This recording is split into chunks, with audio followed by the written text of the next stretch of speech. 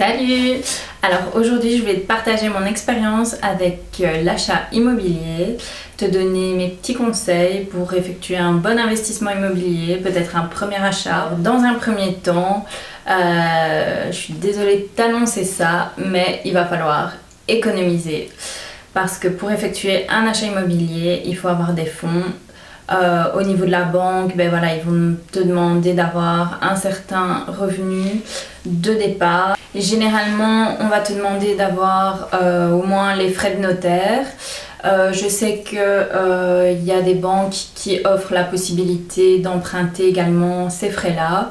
Maintenant, les taux sont assez élevés, donc je te le conseille pas forcément. Donc voilà, moi je conseille d'avoir quand même assez bien d'argent de côté, environ 10% du montant que tu souhaites emprunter. Donc déjà ça va être pour les frais de notaire et plus pour avoir toujours une sécurité en cas de problème. Peut-être tu auras besoin d'effectuer quelques travaux, mais ça on le verra par la suite. Donc voilà, ça passe par la case économie. Pour ça, je compte te faire une vidéo sur comment tu peux économiser. Mon deuxième conseil, c'est de voir justement combien tu vas pouvoir investir dans ce premier achat, quel sera le montant de ton achat. Donc pour ça, c'est de voir tes revenus, tes dépenses fixes, combien il te reste une fois que tu as payé ton loyer si tu en as un, combien tu payes déjà pour ta voiture, si tu as un emprunt voiture, ton carburant, tes différents abonnements, téléphone, internet, tes charges. Si tu es chez tes parents comme moi je le suis, c'est une bonne chose parce que tu vas déjà pouvoir enlever tout ce qui est loyer et charges. Donc pour les jeunes comme moi, je vous conseille de prendre un peu sur vous, mais de profiter de ce temps où vous commencez à bosser et que vous vivez encore chez vos parents pour mettre un maximum de côté. Voyez en fonction de vos revenus, moins vos charges, combien il vous reste. Prenez en compte bien entendu vos dépenses, sorties, vêtements et les dépenses extra en plus de vos charges fixes.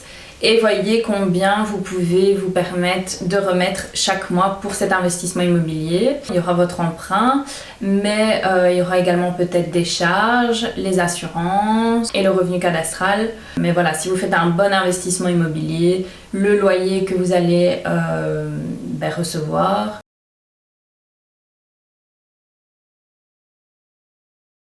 pourra vous permettre aussi de payer tout ça. Dans un premier temps, voir combien vous pouvez vous permettre de remettre chaque mois, en combien d'années.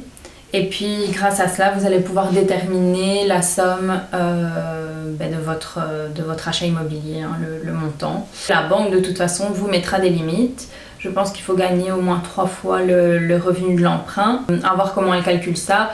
Elle prend en compte aussi si vous avez déjà des crédits, votre mode de vie, vos dépenses, pour voir si vous allez pouvoir bien rembourser cet emprunt immobilier.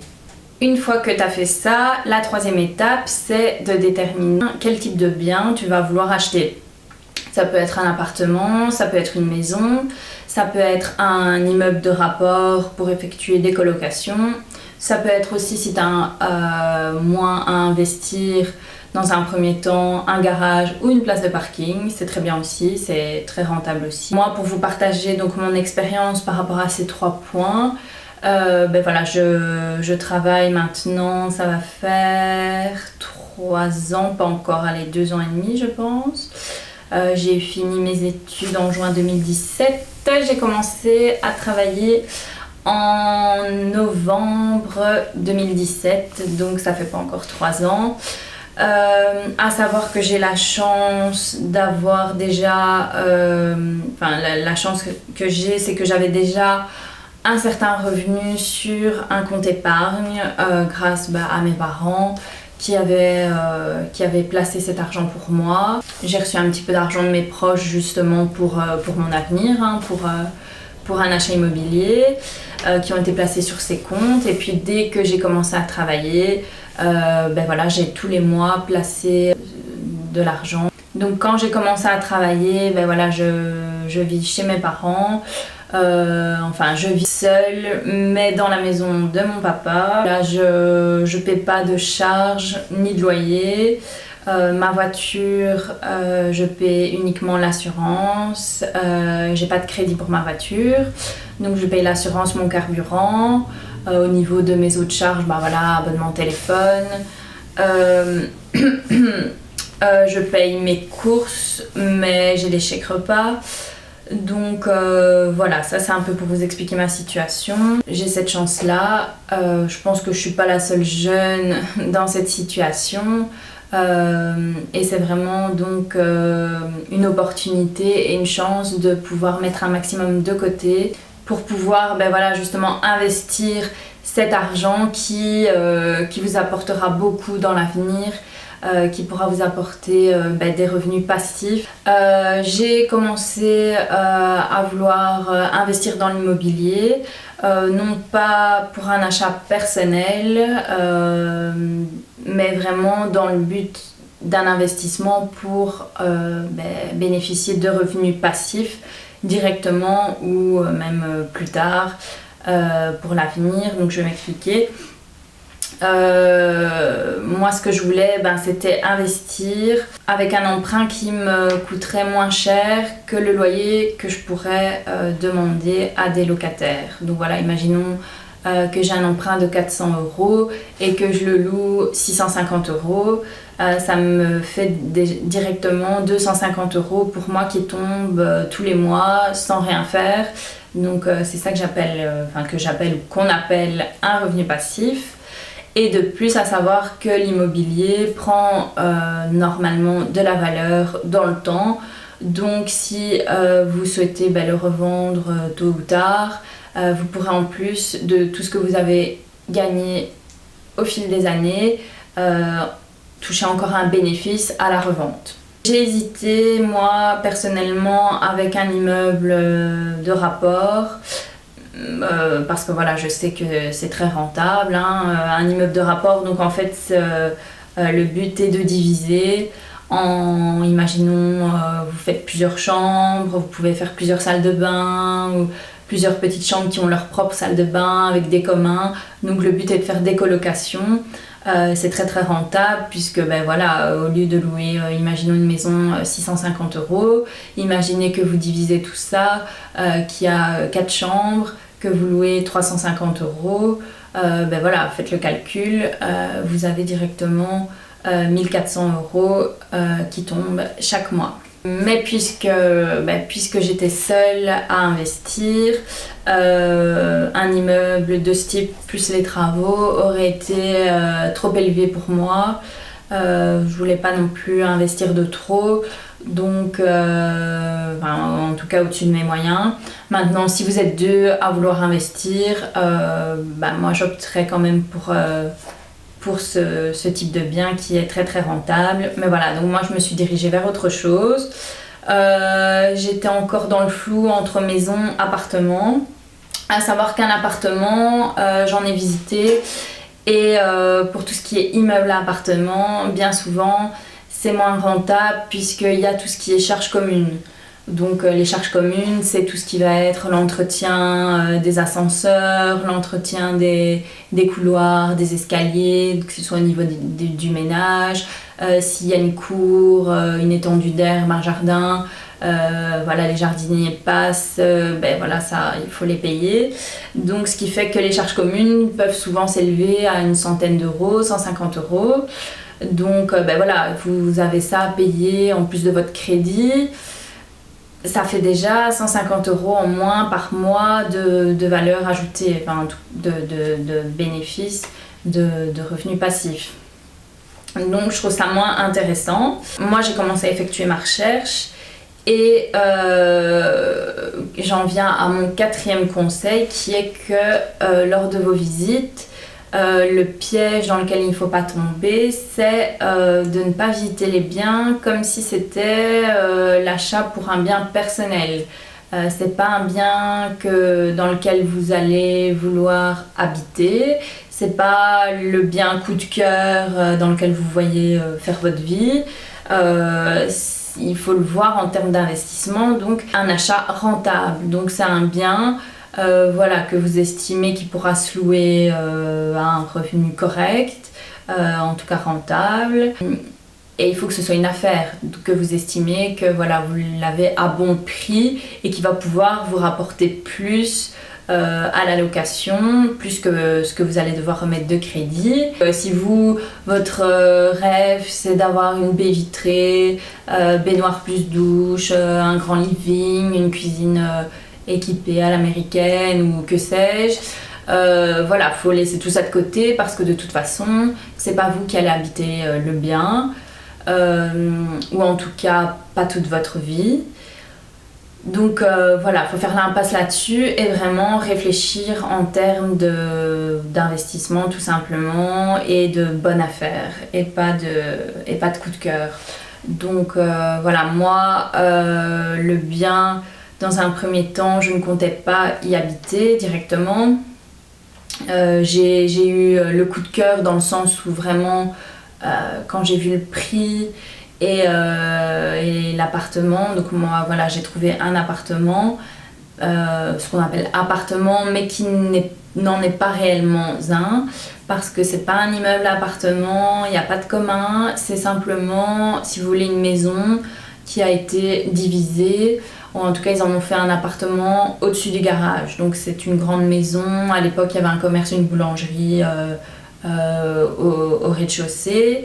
Moi j'ai ma propre entrée, je monte les escaliers, en fait l'appartement est au-dessus du garage qui ne m'appartient pas, malheureusement il n'était pas en vente. Donc comme je disais, dans un premier temps je ne comptais pas y vivre, mais en tout cas en Belgique, pour avoir les frais de notaire réduits, donc à 6%, il faut y vivre pendant au moins 3 ans. Je pense que ça dépend des régions, dans notre région c'est 3 ans. Donc voilà, sinon mes frais de notaire passaient à 12,5%. Donc voilà, ça vous pouvez faire un calcul. Si vous êtes déjà propriétaire, de toute façon ce sera d'office 12,5% pour vos frais. Si c'est pas le cas, vous pouvez vous dire de toute façon je prends les frais les plus hauts et c'est 3 années que je gagne où je vais pouvoir louer. Moi finalement après réflexion j'ai choisi d'y vivre. Dans le sens où de toute façon je suis toute seule, j'aurai mon petit chez moi, donc voilà, il sera pas rentable pendant 3 ans, mais c'est dans le but de le louer par la suite. Ce qui est intéressant de voir, 5e conseil, c'est s'il est déjà loué, de demander à combien les propriétaires louaient le bien. Voilà, il vous répondra, actuellement il se louait 550, 650, que sais-je. Si vous estimez qu'avec un petit rafraîchissement, quelques travaux, il pourra se louer plus cher, voilà, ça peut être intéressant de réfléchir à ça. Parfois l'investissement en travaux va être très très faible, rafraîchir la cuisine, la salle de bain, et vous allez pouvoir y gagner beaucoup au niveau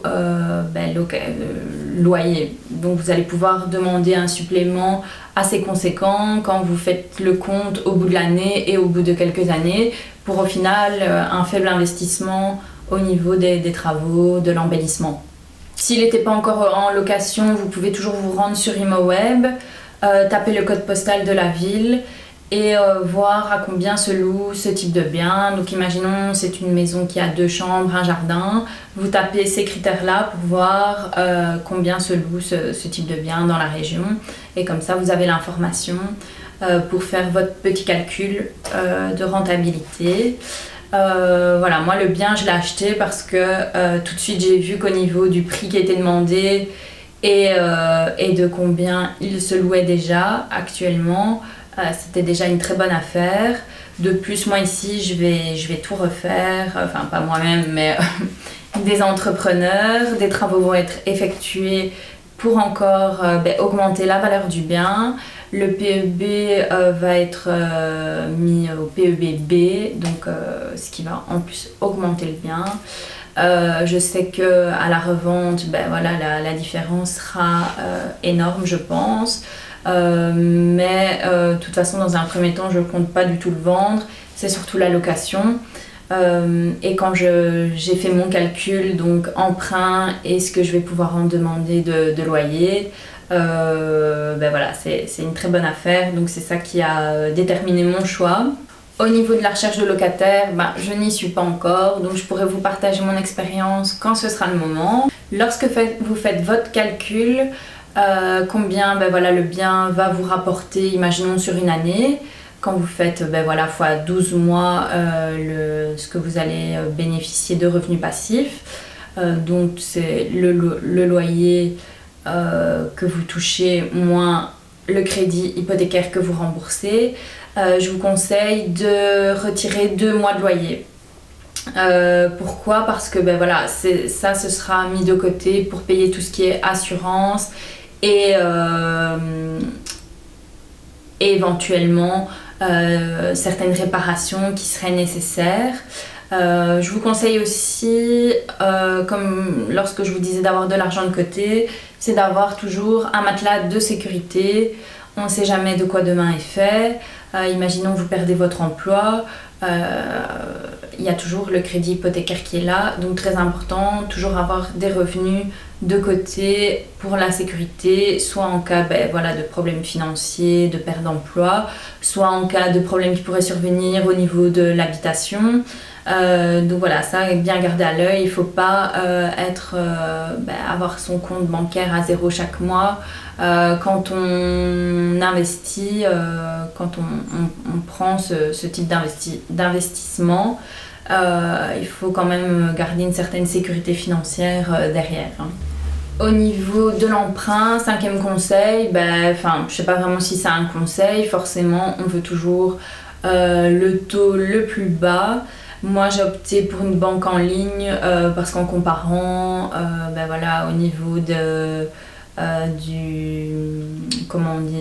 du pourcentage de crédit, pourcentage d'intérêt, je sais pas comment, c'était un des plus bas, voire le plus bas. Je sais que vous pouvez toujours négocier avec certaines banques si vous avez déjà des crédits chez eux, si vous êtes habitué chez eux, si vous avez certaines assurances. Voilà, faut pas hésiter à négocier. Donc moi j'ai opté pour une banque en ligne qui s'appelle K-Trade Bank. Vous pouvez toujours regarder sur internet. Vous avez la possibilité aussi de faire des simulations en fonction du prix d'achat du bien. Vous encodez, vous tapez si vous voulez rembourser en 10 ans, en 15 ans, et vous pouvez voir le taux. Ouais, voilà, c'est le taux d'intérêt qui vous est demandé, combien ça va vous revenir par mois. Donc voilà. Écoutez, je pense que j'en ai fini pour cette vidéo. J'avais pas vraiment noté, j'avais pas préparé, je vous ai expliqué les choses comme je le pensais.